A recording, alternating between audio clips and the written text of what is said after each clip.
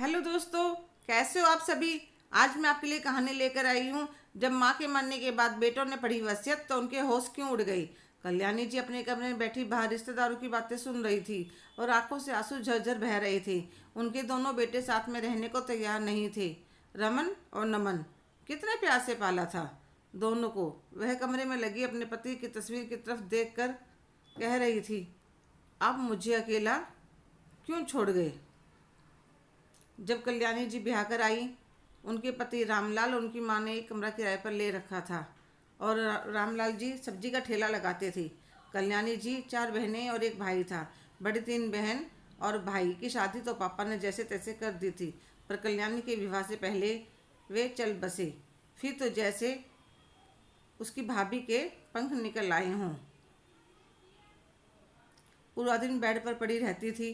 कभी बेटे के रोने का बहाना बना देती। माँ पूरा दिन घर के काम में लगी रहती। मैं भी थोड़ी बहुत जो सिलाई मिल जाती वह कर लेती। भाई भी ठेले पर मेकअप का सामान बेचता था। तो बाजार में रामलाल जी से उनकी मुलाकात होती रहती थी। एक दिन रामलाल जी की माँ मेरे भैया से कहने लगी, बेटा कोई लड़की हो तो बताना। तो भैया घर आकर माँ से बात करते हैं और बताते हैं, बहुत शरीफ इंसान है, परिवार में सिर्फ माँ बेटा हैं, कल्याणी सुखी रहेगी। तो माँ हाँ कर देती है। मंदिर में सिंपल सी शादी कर देते हैं और मैं अपने ससुराल आ जाती हूँ। सासू माँ का स्वभाव भी बहुत अच्छा था। 1 महीने बाद एक दिन मैंने सासू माँ से कहा, माँ जी अगर आप कहें तो मैं अड़ोस पड़ोस से थोड़ा बहुत सिलाई का काम ले लूँ, थोड़ी कमाई बढ़ जाएगी। तो सासू माँ कहती है, बहू मुझे तो कोई एतराज़ नहीं है, तुम रामलाल से बात करके देख लो। ठीक है माँ जी। वह रामलाल से पूछती है तो वे कहते हैं, वैसे तो खर्चा आराम से निकलने लग रहा है। देखिए जी, आगे परिवार बढ़ेगा तो खर्चे भी बढ़ेंगे, इसलिए अगर थोड़ा बहुत पहले ही जोड़ लें तो परेशानी नहीं होगी। जैसा तुम्हें ठीक लगे कल्याणी। तो मैं सिलाई का काम शुरू कर दिया। सबको काम पसंद आया तो पड़ोस से अच्छा काम मिलने लगा। कुछ समय बाद मैं प्रेग्नेंट हो गई तो मेरे पति कहने लगे, कल्याणी अब तुम अपना ध्यान रखो, काम पर ज़्यादा जोर मत दो। तो मैंने कहा, जी मुझे कुछ परेशानी होगी तो मैं नहीं करूँगी। पर 9वां महीना लगने तक सिलाई का काम करती रही। पूरा समय होने पर मैंने प्यारे से बेटे को जन्म दिया और हम सब ने उसका नाम रखा रमन। रामलाल जी और सासू माँ तो खुशी से झूम उठे थे। 2 महीने का हो गया तो मैं फिर से सिलाई शुरू कर दी। मैं जल्दी जल्दी घर का काम कर लेती। अपने पोते को सासू माँ संभाल लेती थी। वह साल भर का हुआ तो एक दिन वह कहने लगे, कल्याणी सरकार की तरफ से प्लॉट के फार्म भरे जा रहे हैं, सोच रहा हूँ भर दूँ, पर अगर निकल जाता है तो एक तय रकम देनी होगी। तो कल्याणी कहती, आप चिंता मत करिए, कुछ पैसे मेरे पास सिलाई के जमा हैं, कुछ जो आप खर्चे के लिए देते हो उसमें से भी बचत करी हुई है, और इतने प्लॉट निकल जाता है तो मैं और भी जोड़ने की कोशिश करूँगी। तो रामलाल जी फार्म भर देते हैं। 2 साल बाद कल्याणी दूसरे बेटे को जन्म देती है। उसका नाम रखते हैं नमन। वह 1 महीने का ही होता है कि उनका प्लॉट भी निकल जाता है। कल्याणी ने सारी जमा रकम अपने पति रामलाल के हाथ में दे देती है। वह गिनते हैं तो कहते हैं, कल्याणी पैसे पूरे हैं, सच तुम्हारी जैसी पत्नी पाकर मैं धन्य हो गया, तुम कितनी कार्यकुशल हो। पैसे जमा करवाने पर प्लॉट कल्याणी के नाम पर हो जाता है। रामलाल की माँ भी ऐसी बहू पाकर अपने आप को बहुत भाग्यवान समझती थी।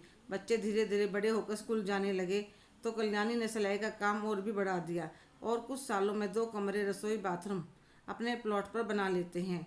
इससे जो वह किराया देते थे वह भी बचने लगा। जब रमन ने 12वीं पास करी तो कल्याणी की सासू माँ उनका साथ छोड़ गई। रामलाल जी का काम भी काफ़ी बढ़ गया था। अब उन्होंने अपना मकान 3 मंजिल का बना लिया था। पहले रमन की नौकरी लगने पर उसकी शादी कर दी थी, नमन की भी कर दी। घर में इतनी खुशहाली देखकर रामलाल जी और कल्याणी फूले नहीं समाते थे। रामलाल जी की एक आदत से कभी कभी कल्याणी बहुत नाराज हो जाती थी।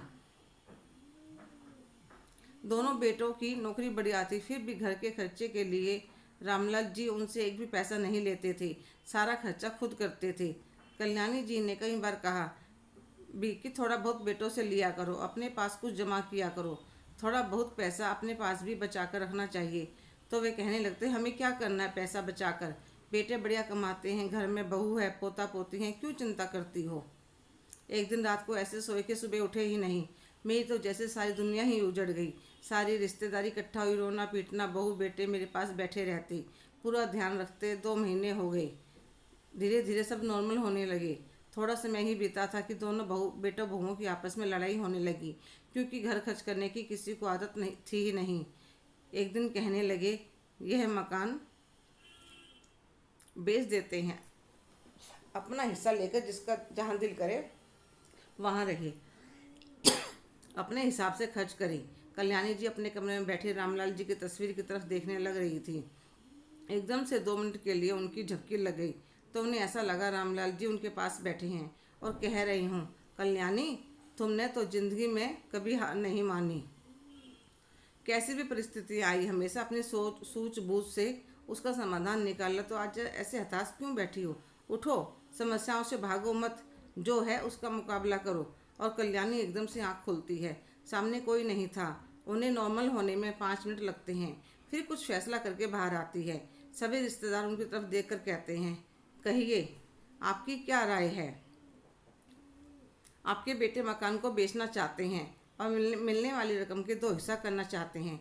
जब हमने कहा कुछ रकम माँ के लिए भी रखनी चाहिए, तो कहने लगे, माँ को पैसों की क्या जरूरत है, 6 महीने बड़े के पास रह लेगी, फिर 6 महीने छोटे के पास। तो कल्याणी जी सभी के सामने हाथ जोड़कर कहती है, आप लोग हमारे घर आए, हमारी समस्या का समाधान करना चाहा, आपका बहुत धन्यवाद। पर मैं आप सबके सामने कहती हूँ, यह मकान मेरे पति की कमाई का बनाया हुआ है और मेरे नाम पर है। इसको बनाने में मेरे बच्चों का कोई योगदान नहीं रहा, इसलिए मकान मेरा है और जिसको मेरा मन करेगा उसे दूंगी। जो बहू बेटा मेरे सच्चे मन से सेवा करेगा, तब अगर मेरा मन हुआ तो मैं दोनों में से किसी को भी दे सकती हूँ। वह भी मेरा मन करेगा तब। मेरे साथ कोई जबरदस्ती नहीं कर सकता। और अगर यह यहाँ से जाकर अपना अलग घर बसाना चाहते हैं, तो मुझे उसमें भी कोई एतराज़ नहीं है। मैं अपना मकान किराए पर देकर गुजारा कर लूँगी। उसके बाद कोई क्या कहता। सब अपने घर चले गए। पर उस दिन के बाद दोनों बेटे बहू में बदलाव जरूर आ गया। सब सासू माँ का ध्यान रखते, पर कल्याणी जी को अब उनकी इस दिखावटी सेवा में कोई दिलचस्पी नहीं थी। उन बातों को 8 महीने ही हुए थे। एक दिन कल्याणी जी की तबीयत खराब हुई। 1-2 दिन वे बीमार रही, फिर चल बसी। बेटा बहू सारे काम करने लग रहे थे, पर उनका ध्यान वसीयतनामे पर था। 13वीं वाले दिन सभी रिश्तेदारों के सामने वकील को बुलाया गया, ताकि जैसी माँ ने वसीयत करी है वैसा हो। आपस में भाई भाई लड़ना पड़े। सही समय पर वकील आ जाता है। वसीयत पढ़ने से पहले वह कल्याणी जी की लिखी हुई चिट्ठी पढ़ते हैं। मेरे बेटों, जब तुम दोनों ने जन्म लिया था तो मैंने अपने आप को बहुत सौभाग्यशाली समझा था। तुम्हारे पिता और मैंने दिन रात मेहनत करके तुम दोनों को इस लायक बनाया कि तुम अपने परिवार का भरण पोषण आराम से कर सको। तुम दोनों भाइयों ने तुम्हारे पिता के जाने के बाद जो व्यवहार किया, उससे मेरा मन बहुत आहत हुआ। कोई और अपने माता पिता के साथ गलत करने से पहले सोचे। इसलिए सबक के तौर पर मैं यह मकान एक वृद्ध आश्रम को दे दिया है, ताकि उसमें हमारे जैसे लाचार बूढ़ों को पनाह मिल सके। मेरे पास तुम्हें देने के लिए बस दुआ है कि तुम्हारे बच्चे तुम्हारे जैसे ना बने। तुम्हारी माँ कल्याणी। सबकी आंखों से आंसू बहने लगते हैं। दोनों बेटे बहू एक दूसरे की तरफ देख रहे थे। ना मकान मिला और बेइज्जती हो गई, वह अलग। सारी रिश्तेदारी में मुंह दिखाने लायक नहीं रही, पर क्या कर सकते थे। जो इंसान बोता है उसे वह काटना तो पड़ता ही है। 1 हफ्ते के अंदर मकान खाली करना था। जाकर अपने लिए नया घर ढूंढने और पैकिंग करने में लग जाते हैं। हेलो दोस्तों, कैसे हो आप सभी। आपकी क्या राय है। कल्याणी जी ने जो अपने बेटों के साथ करा, वह सही फैसला था। कमेंट करके ज़रूर बताइएगा। अगर आप मेरे चैनल पर नए हैं तो लाइक, शेयर, सब्सक्राइब करना ना भूलें। धन्यवाद।